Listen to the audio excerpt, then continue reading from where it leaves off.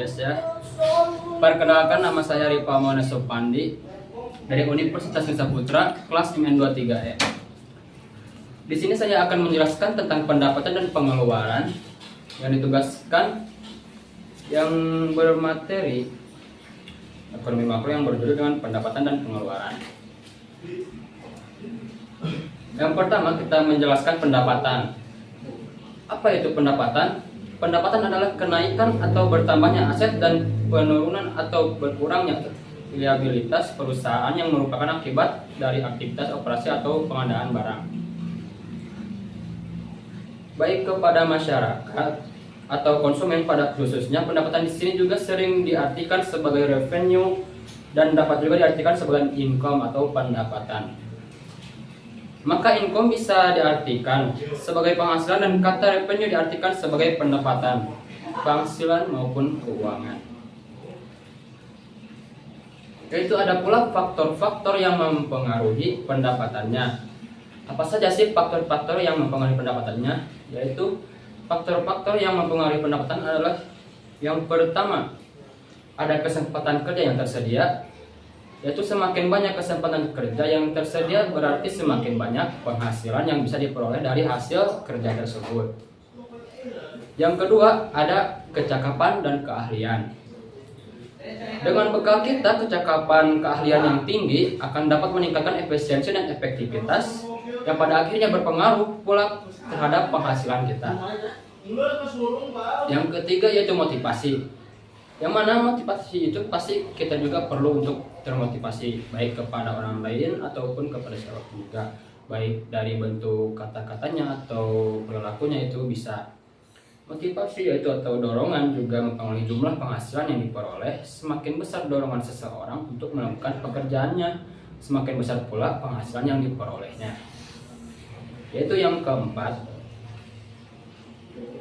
keuletan bekerja.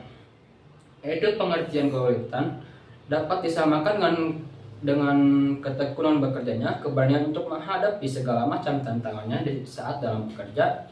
Dan saat menghadapi kegagalan, maka kegagalan tersebut dijadikan sebagai bekal untuk meniti ke arah kesuksesan dan keberhasilannya, atau bisa disebut sebagai pembelajaran dari kegagalan tersebut. Yang kelima, banyak sedikitnya modal yang digunakan. Besar kecilnya usaha yang dilakukan seorang sangat dipengaruhi oleh besar kecilnya modal yang dipergunakan. Yaitu ada juga pembahasan selanjutnya, itu sumber pendapatan. Sumber pendapatan dapat dibedakan dalam dua kelompok, yaitu operasional atau operating revenue dan pendapatan non operasional, yaitu non operating revenue. Yang pertama, pendapatan operasional atau operating revenue. Yaitu pendapatan operasional merupakan hasil didapat langsung dari kegiatan operasional suatu perusahaan sebagai hasil usaha pokok yang dilakukan oleh perusahaannya. Pendapatan operasional merupakan ukuran yang menunjukkan seberapa besar perusahaan yang akan menjadi keuntungannya. Yang kedua yaitu pendapatan non operasional atau non operating revenue. Yaitu merupakan pendapatan yang diterima oleh perusahaan yang tidak ada hubungannya dengan usaha pokok yang dilakukan perusahaan dalam kegiatannya. Ada pula dalam pendapatan itu selanjutnya pengeluaran. Ada pula pasti bertanya-tanya, pengeluaran itu apa? Pengeluaran adalah jumlah uang atau sumber daya yang dikeluarkan oleh individu, baik di rumah tangga atau perusahaan untuk membeli barang atau jasa. Baik dalam pengeluaran itu kalian mengeluarkan bayar tagihan, jika ada yang ngekos kan membayar kosan, listriknya dan sebagainya. Meskipun itu yang kuliah juga bayar SPP bagi yang kuliah. Kalau yang tidak berarti tidak. Pengeluaran dapat mencakup berbagai hal seperti biaya hidup sehari-hari, tagihan bulanan, pembelian barang-barang konsumen, biaya pendidikan, biaya kesehatan, investasi, dan lain sebagainya. Tapi di dalam pengeluaran, kalian harus memprioritaskan kebutuhan sehari-hari Anda daripada keinginan sehari-hari Anda. Karena lebih penting kebutuhan daripada keinginan diri sendiri. Jadi lebih baik Anda mengeluarkan uang untuk kebutuhan sehari-hari Anda saja, jangan keinginan Anda saja, biar tidak banyak pengeluarannya. Itu ada jenis pengeluaran. Yang pertama ada pengeluaran harian.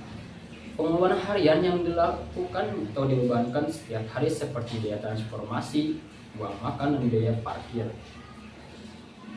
Yang kedua ada pengeluaran mingguan, yaitu pengeluaran yang dikeluarkan setiap minggu sekali seperti rekreasi mingguan, belanja mingguan, dan sebagainya, ataupun hiburan.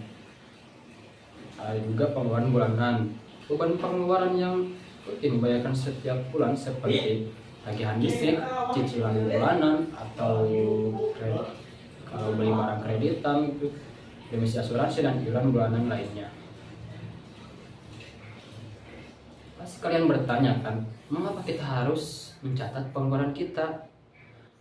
Karena kita harus mencatat pengeluaran kita agar kita membantu kita lebih bijak dalam mengelola pengeluaran uang, dipakai untuk apa saja, dan melakukan penyesuaian jika alokasi atau budget belum tepat. Selain itu, mencatat pengeluaran juga dapat membantu kita mengidentifikasi berbagai potensi masalah keuangannya, seperti membeli barang-barang diskon atau membayar tagihan yang tidak diperlukan, dan membantu kita mengurangi belanja tidak perlunya. Cara mengelola pengeluaran yang stabil dengan bijak. Yang pertama, memonitor pendapatan dan pengeluaran secara berkala. Perlu memantau pendapatan dan pengeluaran bisnis secara teratur. Yang kedua, mengurangi pengeluaran berlebihan, jangan terlalu banyak pengeluarannya, karena meminimalkan pengeluaran yang tidak perlu dan membuat pengeluaran stabil. Yang ketiga, mengelola pengeluaran dengan baik. Tidak hanya menghasilkan finansial, tapi juga membawa sejumlah manfaat yang signifikan bagi kita, seperti kebebasan finansial dan kemampuan untuk membangun cadangan dana darurat. Dari semua tadi yang sudah dijelaskan, dapat disimpulkan penting untuk menjaga keseimbangan antara pendapatan dan pengeluaran agar keuangan kita pribadi atau perusahaan tetap sehat dan teratur. Pendapatan harus cukup untuk menutupi pengeluaran dan masih menyisakan uang untuk tabungan atau investasi. Jika pengeluaran melebihi pendapatan, maka dapat menyebabkan masalah keuangan seperti utang atau kesulitan lainnya. Oleh karena itu, penting untuk kita merencanakan dan mengelola keuangan dengan bijak agar kita dapat mengelola keuangan dengan baik dan tidak.